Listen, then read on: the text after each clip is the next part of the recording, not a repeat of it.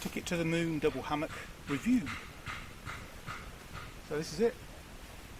This scrunches up, goes into this little bishop bag, which is hammock shaped, which is quite neat. It's quite cute, and the hammock is 3.2 meters long and 2 meters wide.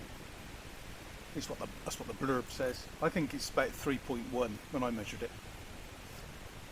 It came with some nasty little hooks and a bit of cord, which I didn't like, so I've done away with that. And instead, I bought from Hinge Hammocks some cord and some buckles. So they replaced the tied ends with these dynamic cords and buckles. Come here, I'll show you. So we've got these two buckles and straps. Strap goes around the tree. I got Dutch hooks on the tree. I think they're titanium, so they were a bit expensive, but hey, got to treat yourself. And yeah, that was about it. And the ridge line. So the ridge line just slips on. I've got a bowline on each end, a little loop. The ridge line is about 83% of the length of the hammock, and this gives it a nice sag. When I sit in it, this tensions up to give it a twang, so you know that it's actually a little bit low bearing. And if you set up the ends at 30 degrees each time, and then set up your line to the twang tightness, you get the same lay every time, so you get consistency.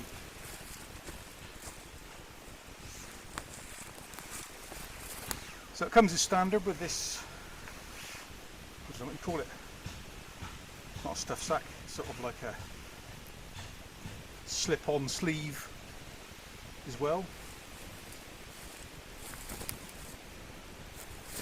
Little pocket. Anything you put in there gets in the way though, to be honest. You're better off having something on the ridge line and putting the things in your ridge line. As I said, the ridge line's not standard, so I'd highly recommend sticking one of those on. And I've yet to make it, but some kind of hanger that you can put things in, a water bottle, your book. And I usually drape my head torch over the top as well, so it's ready at hand to grab whenever I want to, whenever I hear something weird in the night.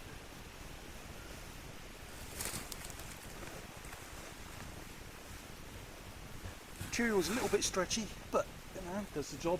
I think it was only about 40 quid, something like that. Yeah, ridge line's reasonably tight because I've already set this up, so it's just about right. And yeah, nice soft material to fit on the field. Yeah, can't knock it really for 40 quid. I've probably spent another £40 on bits by the time I've got the buckles and the Dutchy hooks. But yeah, I think well worth the money really. And the Ticket to the Moon double hammock all packs down into this little bishop bag, which is a cute little hammock shape. It's got two little loops there, so you could hang it up on the ridge line and slide it around and use it as a little ridge bag. But I've got my loop coming out of the end here, so it just stays on the end really. But yeah, nice little hammock and fairly cheap really.